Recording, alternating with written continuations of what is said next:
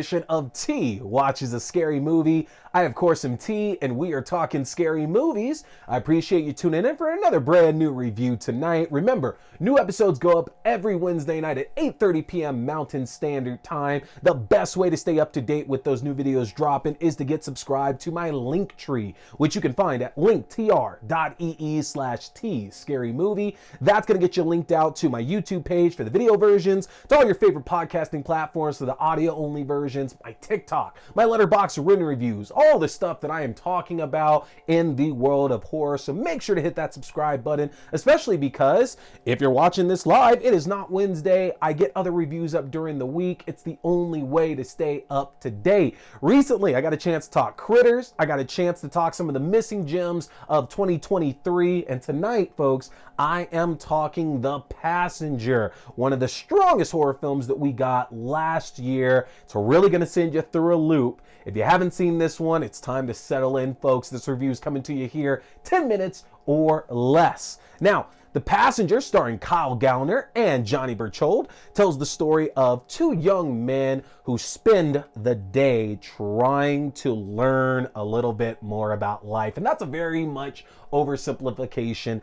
of it. The film, which again stars Kyle Gallner as the young man Benson, seeks to take his compadre, Randy, played by Johnny Berchold, and basically show him how he can make his life better. He's looking to help Randy out because the two of them work at a fast food restaurant where even though Randy's advancing, he just doesn't really have the drive, the determination. He doesn't really have the care for himself at that point. Something's obviously putting Randy just in this apathetic state to where he doesn't care about much, even to stand up for himself. And Benson, who, you know, we think is probably just this guy who's trying to do the right thing and look out for people, ends up making a pretty serious choice that's going to affect the both of them for the rest of their lives, however long that may be.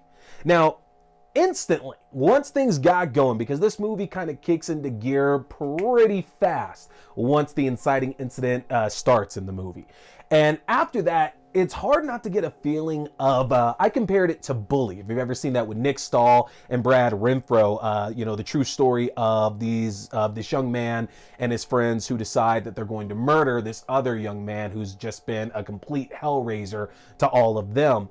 And not so much necessarily in the plot, because again, like the two movies, they're why they feel the same. They go two very entirely different paths in there, but the sense of foreboding, the sense of unease around, especially Kyle Gallner's character, was just fantastic. If you don't know Kyle Gallner, this dude is absolutely one of our Scream Kings that are out there. The guy had a chance to do the Nightmare on Elm Street remake. He was in Red Eye. Weirdly enough, he got a little role in Red Eye. He's in Jennifer's Body, Haunting in Connecticut. He just did Smile. He's done so much in the world of horror, and yet this role just feels so different for him, because usually in a lot of the roles that we're seeing him in, like he's usually playing somebody who's like maybe not so much relatable, but there's somebody that you likely wouldn't have, you know, a problem with in real life. Like you wouldn't really have much of an issue if you came across this person. There's no reason to have any kind of conflict with them at all.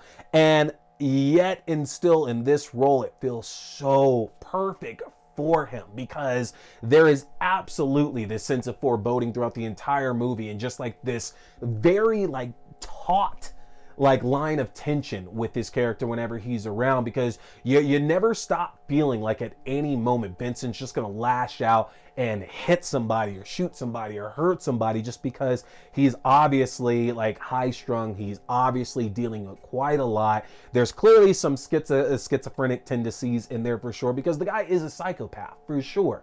But I thought this was one of Kyle Gallner's best performances that I ever seen. And we gotta get him more in these roles too, because dude is still young as hell and can still arguably fill a lot of these roles in that age range that's out there right now. Y'all, make sure we're getting Kyle Gallner in more leading horror roles where he gets to play somebody that's just extremely fucked up and they can't deal with their own shit. And the flip of that is that, you know, the hence named Passenger, Randy, played by Johnny Berchold, it's fascinating seeing the other side of things, because, you know, you see with Benson, and I think the idea is that Benson is supposed to represent what could happen to Randy, or the way that Randy could end up if, you know, you decide that you're not just going to live your life apathetically, and you're not going to like just sit around and let stuff happen to you. You're going to do something about it, but what you're choosing to do might not be the most positive thing to do. It's not healthy for anybody else except maybe yourself, and even that's a hard stretch. And I think the idea here is that obviously Benson, as we see later on in the movie, has been hurt in his life. Benson's gone through a lot of things, and for whatever reason, seeing Randy get picked on, he takes this interest that he just doesn't want to see Randy end up maybe the same way that he did. But he's going about it in the worst possible way you could think of. And so he takes Randy on all these different adventures to where he gets a chance to see some of his life, and then just the extreme measures that Benson will go through to not even make amends, but I guess maybe to clean up all these messes that have come around throughout his entire life at this point.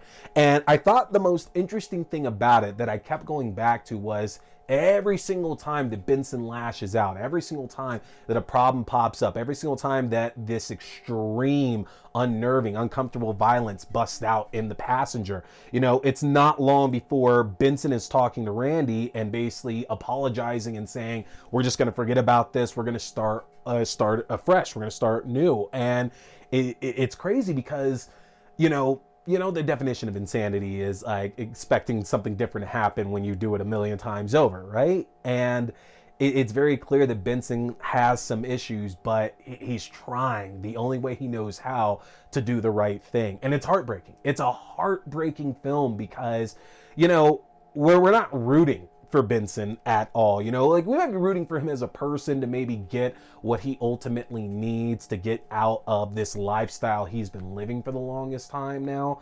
But the flip of that is that we never can forget that all this madness that's going on, all these people whose lives are being affected, they're really being affected by the choices that Benson is making. And so even though there's going to be a lot of times in this film we're sympathizing with them, especially when we don't get firm confirmation of it, but we can put two and two together about a very specific event that happened to him and the reason why his reaction is just as crazy as it is.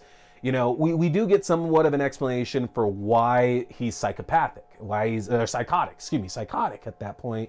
But it doesn't change the fact that, you know, in this case, we're still kind of behind Johnny. Johnny's really our point of view for this film because we see the way that Benson's affected by it. We see the way that Johnny's affected by both this world and by what Benson's doing, and that he has a chance to see, you know, the knowledge that Benson claims that he has, but also that this world isn't as bad as he once thought it was, and all he has to do is really put himself out there. It's a fantastic character piece, y'all. Fantastic character piece. And I've mentioned Kyle Gallner and Johnny Burchold, but I have to mention Liza Well as well, that plays Randy's childhood teacher, Miss Beard, because the film really is centered around Benson and Randy. But one of the biggest plot points of this movie is Randy going to meet his old teacher from when he was younger. There was an unfortunate accident that played out, and it basically set his life on the course that it led him to meeting Benson and everything that's gone on over the past day. And the encounter with Miss Beard goes so 180 degrees different from what Randy was expecting that it's the climax of the film to me. And there's way more that happens after, you know, they get a chance to meet Miss Beard in the movie for sure. But to me, it just feels like the climax because you feel like all this tension, everything that we've been holding up to that point in the movie just goes away. And it's like you can breathe again, even though you know there's still more bad stuff coming, you can let out that fresh breath.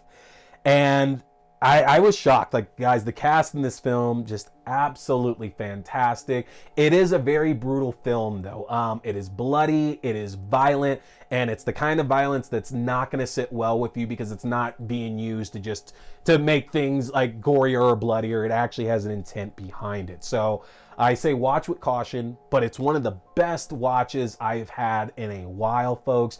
And you can catch it right now on Prime. All right, so go and check that out. Let me know in the comments what you think, and remember to get back here Wednesday night because I am talking season 5 of Buffy the Vampire Slayer, folks. So that's gonna do it for me here tonight. When you check the passenger out, let me know in the comment section.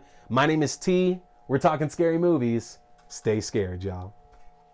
Hey everybody, looking for a great way to stay up to date on horror news as well as read the best of articles on anything scary out in the world right now? Then you need to head over to the Fangoria shop and get yourself a subscription. If you go to shop.fangoria.com/AXDEW, you can use my own personalized 20% discount to save 20% off on Fangoria magazine subscriptions, as well as 20% off any other items in their fantastic shop. This is a great deal. If you've ever been wanting to get yourself a subscription, now is the time to do so. Head to shop.fangoria.com/AXDEW.